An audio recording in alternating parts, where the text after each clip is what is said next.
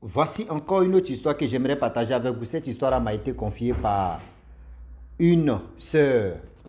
Vraiment, l'histoire date de combien d'années plus tard. Voilà un monsieur qui a fait palabre avec sa femme. Il ne sait pas ce qui s'est passé. Ils étaient mariés. Mais cette haine-là était dans le cœur de son mari. Et voilà comment le mari, après la mort de son ex-femme, et décide si la tombe de sa fameuse, s'il peut dire ex-femme, il s'en chie là-bas. Chaque jour. Durant combien d'années?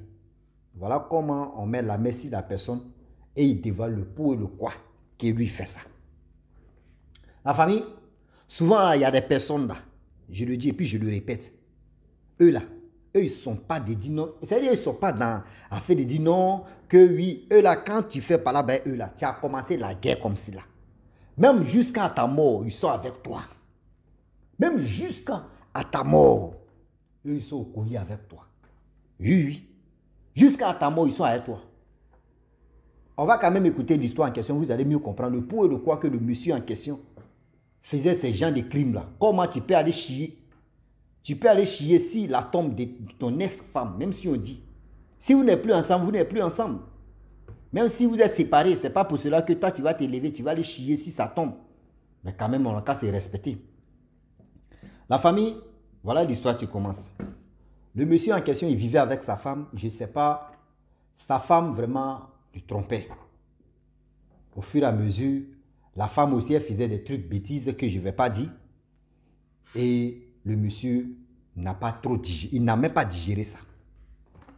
Il n'a pas digéré, le monsieur travaillait bien. À cause de simplement, le monsieur, lui, il était bien placé.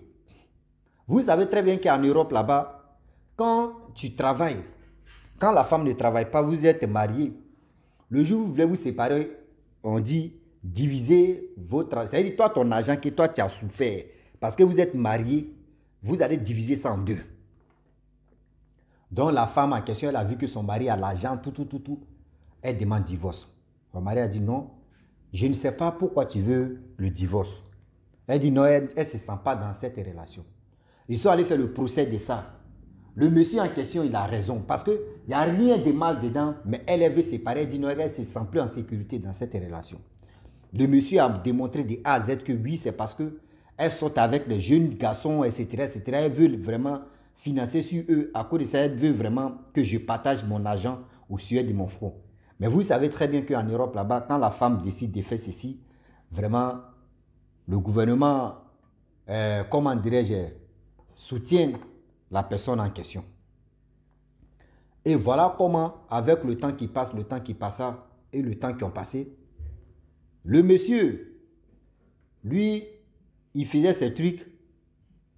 Déjà, la femme en question, elle avait déjà son plan B. Son plan B, c'était quoi? Elle ne voulait pas vraiment rester avec le monsieur parce qu'elle préfère aller sortir avec les petits garçons. Avec les petits garçons dans tout ce qu'elle est en train de faire. Et le jour, le temps passe. Le divorce, le monsieur ne veut pas divorcer, mais la femme veut divorcer. Le monsieur ne veut pas. Parce qu'il voit que oui, l'argent même qu'ils vont partager là, la femme va aller nourrir les petits garçons qu'elle sort avec eux.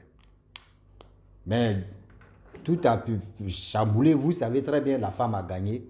Et ils ont dit, bon d'accord, si vous ne voulez pas séparer, on dit communauté des biens. Donc ils ont séparé.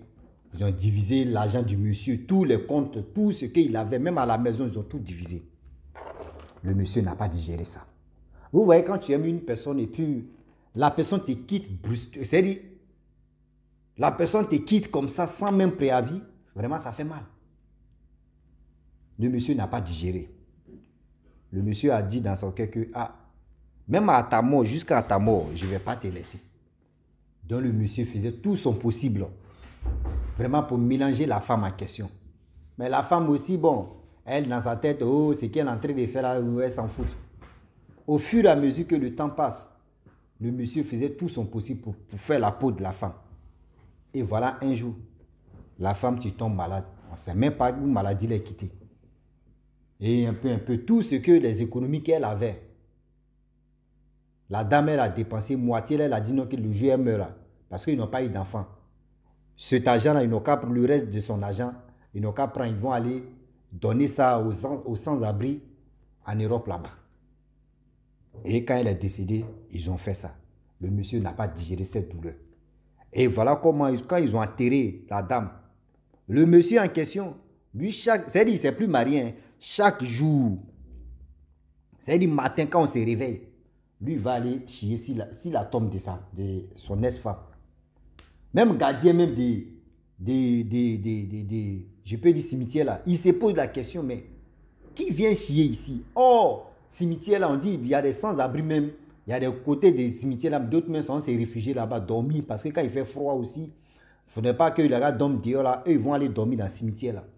Donc le gardien des choses, comment dire, cimetière, lui pensait que c'était des gens des sans-abri qui faisaient ce genre de choses. Durant combien d'années? Le monsieur, c'est pas chaque jour, mais quand, je ne sais pas si c'est son heure je ne sais pas si c'est mystique ou si c'est quoi, il s'élève là, il s'en fait ce qu'il peut faire là-bas. Il s'en fait ça à chaque fois, il s'en fait. Et voilà un jour, le monsieur, on ne sait pas, on dit, il y a un proverbe qui dit, toujours pour le voleur, et un jour pour le propriétaire. Voilà un jour, il avait fini de faire popo, il s'est levé maintenant, c'est là le gardien est venu l'attraper pour lui dire non, ah bon, donc c'est toi qui viens faire popo ici, et puis moi j'accuse les sans-abri. Bon, les sans-abri aussi, ils sont sortis pour venir vraiment le frapper, parce que c'est à cause de lui, les gars, on voulait les chasser là, ceux qui venaient dormir dans le cimetière, mais ils ont attrapé la personne en question, ils ont appelé la police. On lui pose la question, mais pourquoi tu fais ça? Et il a dit non, que oui, cette femme-là, vraiment, elle m'a ruiné. Cette femme-là, je travaillais au sujet de mon front. À cause des petits garçons. Vous voyez comment cette femme-là m'a ruiné. Elle prenait mon argent pour aller nourrir des petits garçons. À cause de mon argent, à cause de ceci, à cause de cela, je ne sais pas. Donc, depuis ce jour où elle est décédée, lui a dit, je vais, même jusqu'à sa tombe, je vais lui créer des problèmes. Donc, là où elle est décédée, là, donc j'ai décidé d'aller chier si ça tombe. On dit, mais ça fait plus d'1 an que tu fais ça. Il dit, oui, lui, il reconnaît que ça fait plus d'1 an que lui fait ça. Vous voyez des gens, aujourd'hui, il y a des personnes, là, quand tu es en parlant avec eux, là, c'est la guerre qui a créé, même jusqu'à ta tombe, ils sont avec toi. Oui, jusqu'à ta tombe, ils sont avec toi. Tout ce que tu... C'est-à-dire, même si tu veux, il faut tousser, mais eux disent, hey, aujourd'hui, là, on est au couilles. Tout ce que tu dois faire, là, nous, on est au couilles. Même si tu mets où, je dois aller mélanger des choses si ta tombe. C'est-à-dire, toi, tu es couché là-bas tranquillement. Quelqu'un va venir chier dans ta maison, mais ça te fait mal. C'est-à-dire, toi, tu ne peux pas te lever pour lui parler. Mais lui, il va se lever parce que tu lui as fait. Mais c'est ça aussi, vraiment, je ne peux pas dire c'est bien, mais c'est méchant aussi de la part des femmes qui font ça et des personnes qui font ça. Tu vas voir la personne parce que vous êtes mariés, etc. Communauté des biens. Donc, tu as vu que oui, vraiment, le gars est bien placé, ça va chez lui. Toi, oui, si je ne me sais pas avec lui, je vais prendre moitié de son argent, je vais aller faire ma vie à ça. Mais toi, tu n'as rien économisé, tu n'as rien mis dedans.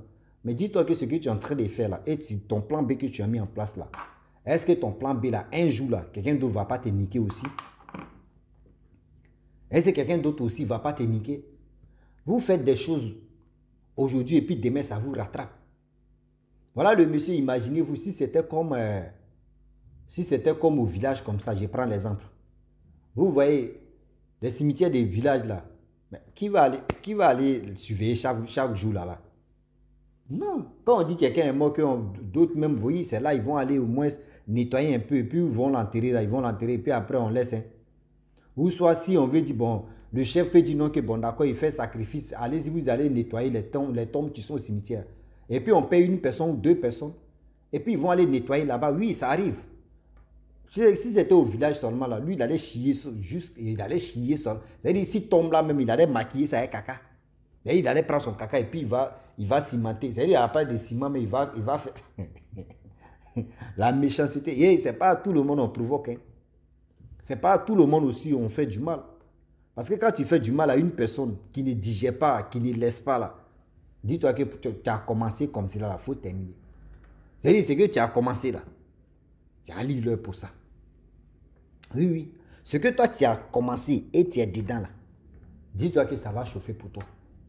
Donc, j'aimerais vraiment dire à tous ceux qui m'écoutent, surtout des personnes qui pensent que oui, je vais faire mal à telle personne, moi je m'en fous et moi il fait ce qui tu m'arranges.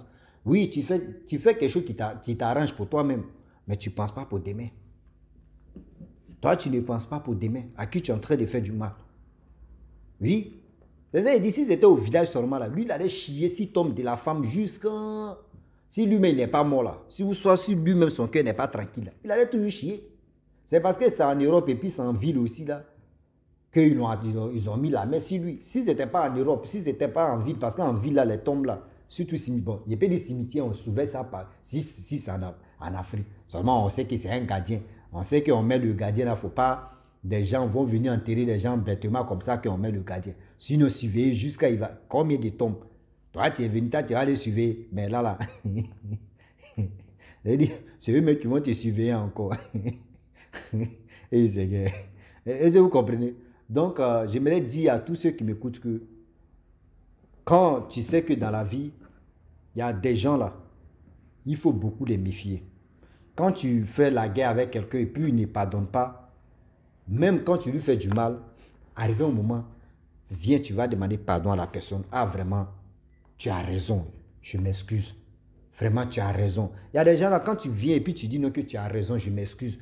Aux yeux de tout le monde, à lui seul, lui, il laisse tomber.